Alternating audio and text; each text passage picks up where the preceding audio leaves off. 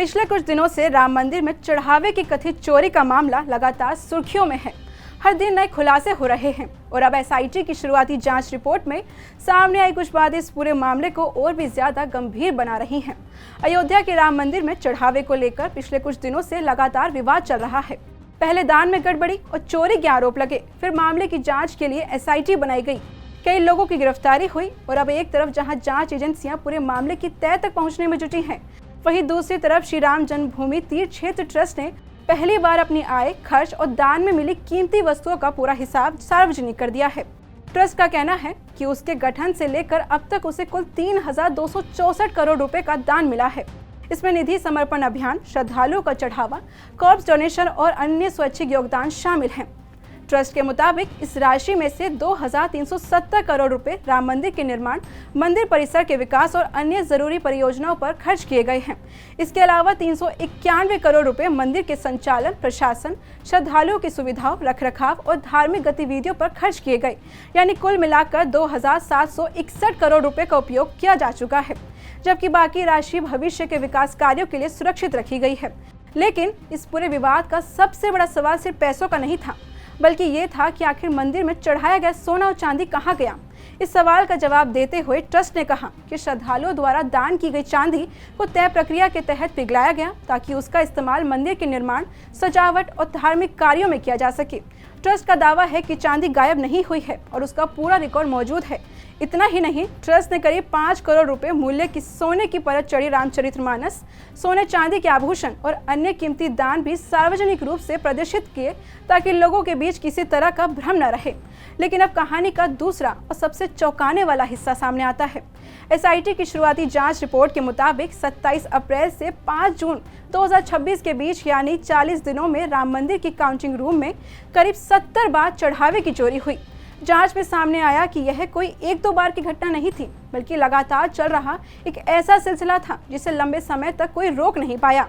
SIT का मानना है कि अगर पुराने सीसीटीवी फुटेज सुरक्षित रहते तो चोरी के मामलों की संख्या इससे कहीं ज्यादा हो सकती थी। रिपोर्ट में दावा किया गया है कि आरोपी रमाशंकर यादव उर्फ टिन्नू यादव बिना किसी लिखित अनुमति के दान पात्रों की चाबी अपने पास रखता था। वहीं काउंटिंग इंचार्ज सुभाष श्रीवास्तव, जो एक रिटायर्ड बैंक कर्मचारी है, उन पर भी सुरक्षा व्यवस्था में गंभीर लापरवाही बरतने का आरोप लगाया गया है।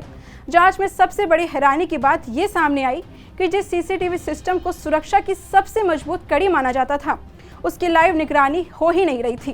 पहले के नियमों के अनुसार फुटेज को कम से कम 180 दिनों तक सुरक्षित रखा जाना था, लेकिन जांच में पता चला कि रिकॉर्डिंग सिर्फ 45 दिनों में ही ओवरराइट कर दी जाती थी। इसी वजह से एसआईटी को केवल 27 अप्रैल से जून की शुरुआत तक की फुटेज ही मिल सकी और उसी फुटेज में करीब 70 बार चोरी होती दिखाई दी। रिपोर्ट में यह भी दावा किया गया कि कुछ कर्मचारी नोटों की गड्डियां अपने कपड़ों और जूतों में छिपाते दिखाई दिए, जबकि दूसरे कर्मचारी उन्हें बचाने की कोशिश करते नजर आए। इसके अलावा कर्मचारियों की नियमित तलाशी नहीं ली जाती थी, तय ड्रेस कोड का पालन नहीं होता था, काउंटिंग रूम में निजी सामान ले जाने पर रोक होने के बावजूद नियमों की अनदेखी की जाती रही और सबसे बड़ी बात, किस दान पात्र से कितना पैसा निकला, इसका अलग अलग रिकॉर्ड भी ठीक से नहीं रखा गया। एसआईटी ने अपनी रिपोर्ट में ये भी बताया कि ट्रस्ट और स्टेट बैंक ऑफ इंडिया के बीच पहले एक विस्तृत व्यवस्था बनाई गई थी। इसमें दान पात्र खोलने से लेकर पैसे गिनने, कीमती सामान का रिकॉर्ड रखने और बैंक में जमा कराने तक की पूरी प्रक्रिया तय थी।